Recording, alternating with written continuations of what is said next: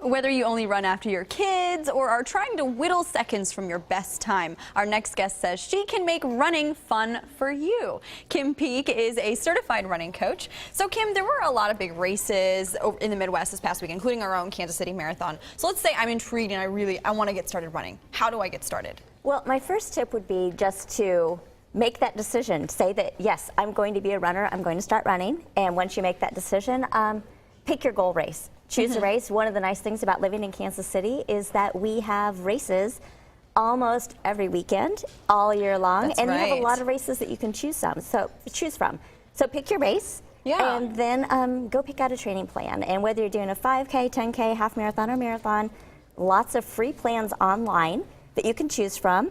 If you're somebody who wants a little bit more guidance and might benefit from a little bit more help, you could look for somebody who is a certified coach.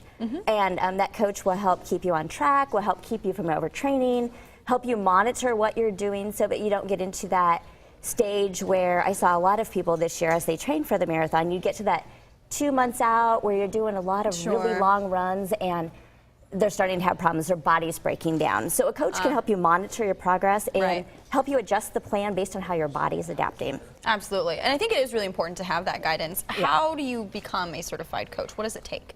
Well, my coaching certification is through the Lydiard Foundation, and then I have another one that is through Newton Running.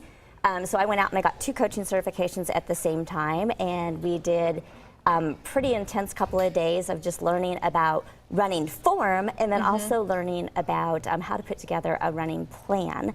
And then after you're all done and you go home, you study a little bit and you have to take a big fat test to make sure that you really know what they taught you. Well, good. It's good to know. That's right. You've got the know-how. So why don't you go ahead and tell us a little bit. What about proper running form? I want to know what I'm supposed to be doing when I'm running. Okay. So one of the things I do is I do one-on-one coaching and group coaching. And to me, it's really important to make sure that anybody that I'm coaching, whether you are somebody who I'm working with who is straight off the couch to somebody who's doing a full marathon, is making sure you have proper running form. Because you're not going to enjoy running if you're in pain all the time. Absolutely. So by focusing on proper running form, we're going to try to make you enjoy it. We're going to keep you from getting hurt. Because most of the injuries that people have stem from either doing too much, too soon, too fast, or from just having poor form. So here's a couple of things we're going to look at. So we're first going to look at posture. Posture. Upright posture. Putting this down. Upright posture, standing up straight. Okay. Chin, you want your chin up. You don't want to be looking down. Okay. Posture, you want your elbows bent 45 to 90 degrees. You don't want them to You don't want the limp wrists. I see this a lot. And you don't want to be exactly. How often do you run down the trail? Are you running on the trail and you see somebody who's doing this?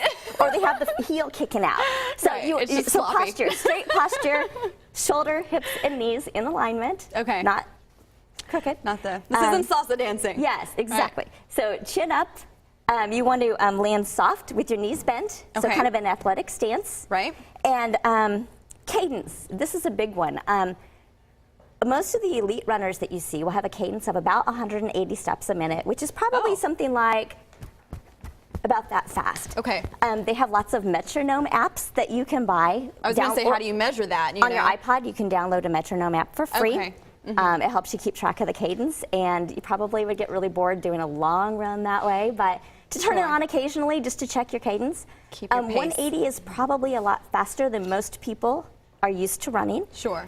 So when you get started, you want to, most of our runners, if you haven't been trained, are probably in the 155, 160 range. Okay. So you want to ease it up over Well, you start a off period slow. of several weeks. You don't just want to, because speed comes from the next thing we're going to talk about, which is foot landing under your center of gravity. Yeah. So a lot of people, when they run, think that to get faster, you're going to stick your leg out like farther, this. right? Just increase the. And actually, the speed comes from the cadence plus the hip extension. So it's the hip extension backwards that we're trying to increase. Really? Okay. And so when I work I've certainly with people, been guilty of that. So like, when I bigger work with strides. people, so when I work with people, I work with drills and exercises that help them increase that hip extension. Gotcha. So working on foot landing under our center of gravity, not ahead, and also not landing on your toes. Sure. The fifth thing is that you want to land with your foot landing midfoot, which is right here on the bottom. You're not running on your toes. You're not landing on your heels. It's going to feel like you're running flat. Parallel. So to demonstrate, we would just it feels like you're running, which is hard to do in heels. In my heels. But yeah, it feels like your foot is hitting parallel to the ground. Right. And that really reduces the impact, I feel like, if you're aware of that. But if you're just doing those huge strides, you're probably really going to eventually hurt your knees, I feel like. I've definitely. Yeah. So I have a guy who showed up at my coaching clinic that I did over the summer, and he has always had problems with his legs cramping at mile 20 of a marathon. Okay. And so he took the exercises we gave him, the form tips we gave him, and last week he ran the Des Moines Marathon, his best time in 2 years. That's and amazing. Prolonged the cramping. He still cramped a little bit at the end, but he listened to those signals every time his body felt like it was starting to go into. So it really helps you to just really know your posture and just those simple tips. Thank you so much for all those tips. Guys, a special